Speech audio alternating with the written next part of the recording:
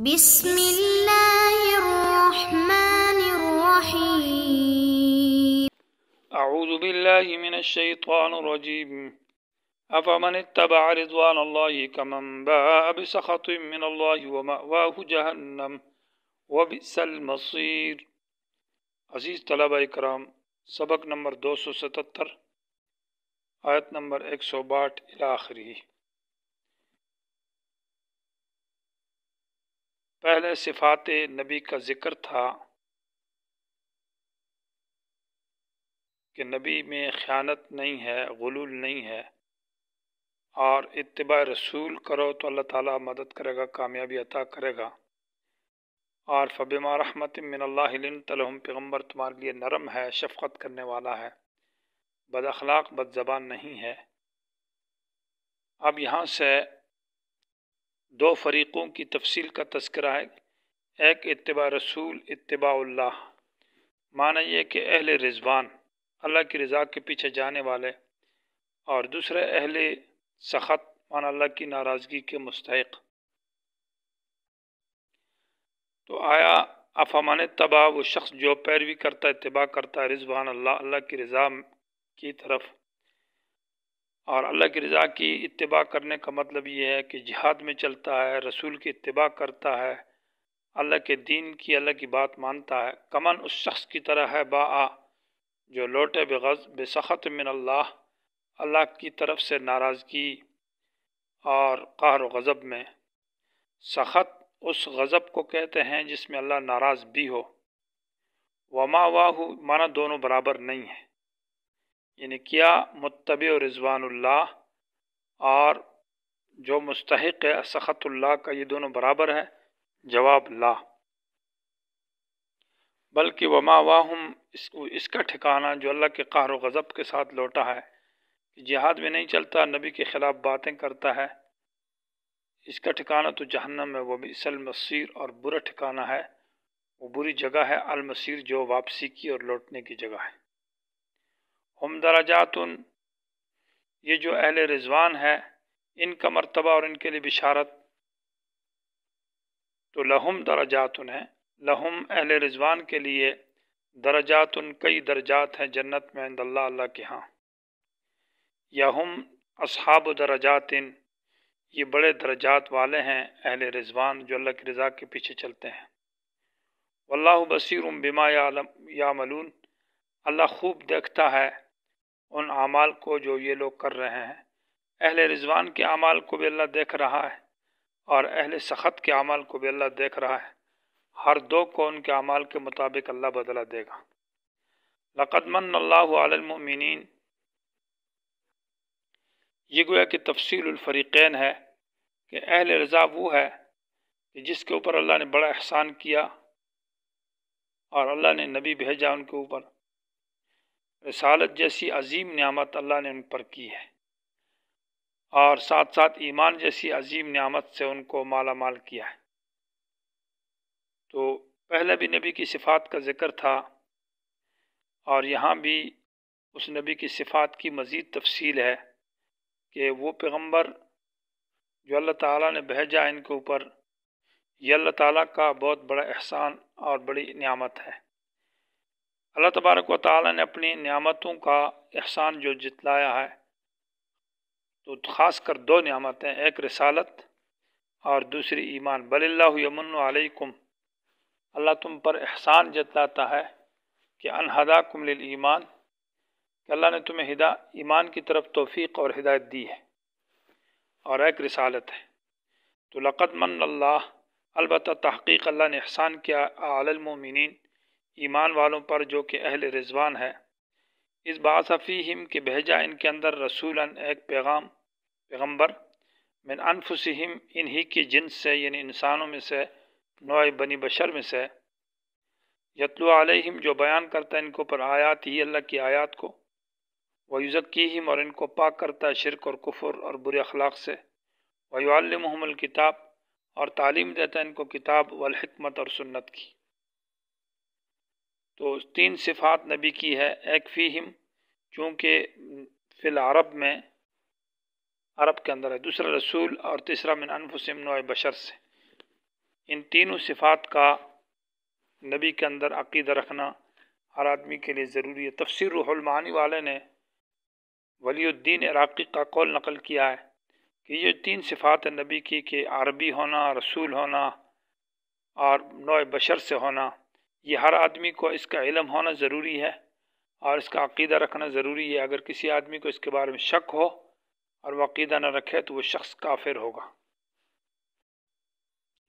وَإِن كَانُوا مِن قَبْلُ، اور یقیناً یہ لوگ من قبل نبی کے آنے سے پہلے لفی ضلال مبین، یہ کھلی گمراہی کے اندر تھے، لیکن رسول کے آنے سے اور قرآن و حکمت سے پہلے ان کے اندر جہالت تھی۔ اولما اصابتکم، جب نبی کے احسانات کا اللہ تعالیٰ نے اپنے احسان کا ذکر کیا کہ نبی تم میں بھیجا، تو منافقین اچانک پھر اٹھ کھڑے ہو گئے اور وہی پرانا اعتراض دوبارہ اٹھایا کہ کیا احسان کیا ہم پر، 70 آدمی احد کے اندر مار دیے گئے اور نقصان ہو گیا، یہ کوئی احسان ہے؟ تو کیسے احسانات ہیں ہم پر؟ یہ گویا کہ منافقین نے پرانے اعتراضات شروع کر کے، تو اس کا جواب ہے اولما اصابتکم سے، آیا جب کبھی بھی پہنچ گیا تم کو مصیبت، کوئی تکلیف، قد اصبتم، تو یقیناً تم نے بھی تو پہنچائی ہے، مثلیہا، اس کے 2 چند، کیا تمہیں مصیبت پہنچ گئی تو تم پھر یہ باتیں کرتے ہو؟ اور اس اعتراض کا ذکر بھی آیت کے اندر قلتم ان ھذا، کہ تم کہتے ہو کہ ان ھذا، یہ شکست ہمیں کیوں ملی اور کہاں سے ملی، ان ومن من این ھذا، یہ کس طرف سے ہوئی، اس کی وجہ کیا ہے؟ اور قد اصبتم مثلیہا کے اندر جواب کی طرف اشارہ ہے کہ تم نے بدر میں ان کے 70 مارے اور 70 قید کیے، تو یہ بھی تم نے تو ایک مصیبت ان کو پہنچائی، تو تل کا بے تل کا ہو گیا، وہ ان کے اس کے مقابلے میں ہو گئی۔ قل سے جواب صراحتاً ذکر کیا جا رہا ہے، قل کہہ دیجئے ہوا، اور ہوا ضمیر یہ اصابت کم کے اندر اصابت المصیبت کی طرف لوٹ رہا ہے، کہ یہ جو مصیبت پہنچانا ہے تم کو، من عند انفسکم، یہ تمہاری طرف سے ہے۔ ایک تو یہ ہے کہ نبی کی نافرمانی ہو گئی، وہ جو پہاڑ کے اوپر 50 آدمی بیٹھے تو اس نے اختلاف کیا اور نیچے آ گئے۔ دوسری بات یہ ہے کہ حدیث ہے، اور حدیث ترمذی ہے، ابو داؤد وغیرہ کے اندر بھی اس کے اندر ذکر ہے کہ جنگ واقع بدر کے اندر ان کو جب 70 آدمیوں کا فدیہ مانگا گیا تو اللہ تعالیٰ کی طرف سے یہ پیغام آیا کہ یہ 70 فدیہ اگر تم نے لے لیا 70 قیدیوں کا، تو اگلے سال احد میں تمہارے 70 آدمی مارے جائیں گے۔ تو انہوں نے کہا ٹھیک ہے، منظور ہے۔ تو وہ والی بات یہاں ہے، یہ تمہاری طرف سے تم نے اس کو قبول کیا تھا کہ 70 مارے جائیں، یہ وہی بات ہے۔ ان اللہ علی کل شیء قدیر، بے شک اللہ ہر چیز پر قادر ہے۔ تو اللہ کبھی شکست دیتا ہے، کبھی فتح دیتا ہے، یہ اللہ کے اختیارات اور اللہ کی قدرت کے نمونے ہیں۔ تیسرا جواب وما اصابکم، اور وہ جو تمہیں پہنچا، یوما، اس دن، التقى الجمعان، جس دن 2 جماعتیں آپس میں ملی، کافر اور مومنین کی، فباذن اللہ، یہ اللہ کے ارادے سے ہے۔ تو اللہ کا ارادہ جب ہوتا ہے تو وہ کام پھر ہوتا ہے، اسباب تمہاری طرف سے ہے۔ اور چوتھا جواب یہ ہے کہ وَلِيَعْلَمَ الْمُؤْمِنِينَ، اللہ تعالیٰ مومنوں کو ظاہر کرنا چاہتا تھا کہ سچے مومن کون ہے، تاکہ جہاد میں جائے اور کچھ لوگ شہید ہو گئے۔ وَلِيَعْلَمَ الَّذِينَ، اور اللہ ظاہر کرتا تھا الَّذِينَ نَافَقُوا، ان لوگوں کو جنہوں نے منافقت کی ہے۔ وَقِيلَ لَهُمْ، اور کہا گیا ان منافقین سے، تعالوا، کہ آ جائے جنگ کے لیے۔ تعالوا میں اشارہ ہے کہ جو جہاد سے پیچھے ہے یہ نیچے بیٹھا ہوا ہے، تعالوا مانا اوپر آ جاؤ، بلندی کی طرف آ جاؤ، یہ ایک بلند مقام اور مرتبہ ہے۔ قاتلوا، لڑو، فی سبیل اللہ، اللہ کے راستے میں۔ مقصد تو یہ کہ اللہ کی رضا حاصل کرنا ہے۔ یہ نہیں کر سکتے تو ادفعوا، کم از کم اپنا دفاع کرو۔ اور دفاع کی 2 صورتیں ہیں، ایک یہ کہ میدان کے اندر پیچھے صف بنا کر کھڑے ہو جائیں اور ازدحام بنائیں تاکہ اگلوں پر رعب طاری ہو جائے، اگرچہ میدان میں لڑے نہ لیکن میدان میں موجود رہے، اور پیچھے سے دور سے پتھر وغیرہ پھینکے یا کھڑا ہو جائے دور میں تو رعب پڑے گا دشمن پر۔ یہ نہیں کر سکتے تو کم از کم مدینہ تمہارا بھی گاؤں ہے اور ہمارا بھی گاؤں ایک مشترکہ ہے، تو گاؤں کے اور ملک کی حفاظت اور دفاع کے لیے تو آ جاؤ نا۔ او ادفعوا یعنی دفاع کرو، یہ 2 مطلب ہوگا۔ قالوا، منافقین نے کہا، لو نعلم قتالا، اگر ہم جانتے جنگ کرنا، لو نعلم قتالا یعنی ہم کو جنگ لڑائی نہیں آتی، ہم سادہ لوگ ہیں، ہمیں یہ اسلحہ چلانا، جنگ کرنا، یہ طریقہ ہم نہیں سمجھتے، لو نعلم قتالا، اگر ہم جانتے جنگ کرنا تو لاتبعناکم، تمہارے ساتھ چلتے، لیکن ہم نہیں جانتے اس لیے ہم نہیں چلتے۔ دوسرا معنی یہ کہ لو نعلم، اگر ہم یقین کرتے، قتالا معنی انہ قتال فی سبیل اللہ، کہ یہ واقعی اللہ کے راستے میں جہاد ہے اور اللہ کا رضا ہے، تو لاتبعناکم، ہم چلتے، لیکن یہ تو جنگ نہیں ہے، جہاد نہیں ہے، بلکہ یہ تو خودکشی ہے اور لوگوں کو مروانا ہے، اور یہ ویسے ہی باتیں ہیں۔ تو گویا کہ یہ جہاد کو معنی یہ ہے کہ یا تکبراً یہ بات کی یا انکاراً کی ہے۔ تو ہم یہ لوگ جو منافق ہے للکفر، کفر کی طرف، یوم دن، اس دن جب انہوں نے یہ بات کہی کہ لو نعلم قتالا لاتبعناکم والی، اقرب، قریب ہو گئے، منہم، انہی لوگوں سے، للایمان، ایمان، کفر کے قریب ہو گئے یہ لوگ، للایمان، بنسبت ایمان کے، یعنی ایمان سے دور ہو گئے اور کفر کے قریب ہو گئے۔ کافر تو پہلے بھی تھے، لیکن بسا اوقات نیک اعمال یا کافر آدمی یا منافق آدمی کچھ نیک کام کرتا ہے تو ایمان کے قریب ہوتا جاتا ہے، اور جب کفریہ کام زیادہ کرتا ہے تو کفر کے قریب ہوتا ہے۔ آج چونکہ انہوں نے کفریہ کلمات اور کفر کی باتیں کہی ہے، اس لیے اس دن یہ کفر کے زیادہ قریب ہو گئے اور ایمان سے دور ہو گئے۔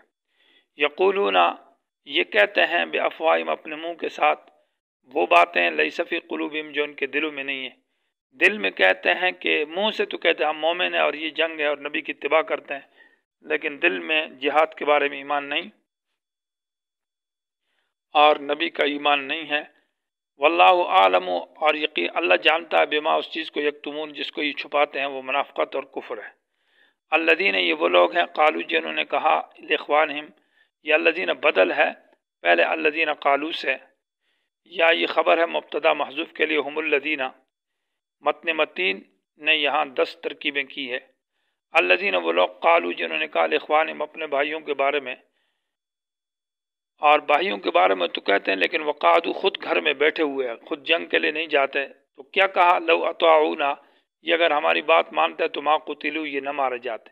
یہ بات پہلے بھی ذکر ہو چکی ہے، لیکن وہ عام حالات میں، عام جنگوں میں ہے، اور یہاں خاص کر شہداء احد کے بارے میں یہ منافقین کی یہ باتیں ہیں۔ اگر یہ ان کے اوس اور خزرج جو تھے، ان کے اکثر لوگ اس میں اوس اور خزرج یعنی انصار کے مارے شہید ہو گئے تھے، تو ان کے ساتھ ان کی رشتہ داری تھی، اس لیے اپنے خاص بھائیوں کے بارے میں یہ بات انہوں نے کہی کہ اگر یہ ہماری بات مانتے تو نہ مارے جاتے۔ قل، کہہ دیجئے، فدرؤ، مانا دور کرو، عن انفسکم، اپنے آپ سے، الموت کو، ان کنتم صادقین، اگر تم اس دعوے میں سچے ہو کہ جو جنگ میں نہیں جائے گا تو اس پر موت نہیں آئے گی۔ تو یہ بہت سارے لوگ جو بغیر جنگ کے اور گھروں میں مر رہے ہیں، تو ان سے بھی موت تو دور کرو نا، یہ موت کو تو نہیں بچا سکتا۔ تو بیٹھنا اگر موت سے بچاتا تو یہ گھر میں بیٹھے ہوئے بچ جاتے۔ اور بعض سے یہ روایت نقل ہے کہ اس دن مدینہ کے اندر، انہی دنوں کے اندر، کوئی وبا پھیلی، اور اس وبا سے ان کے گھروں میں 70 آدمی مارے گئے۔ اس وبا کی وجہ سے اس کے بارے میں کہا کہ ان سے بھی تو موت کو دور کرو۔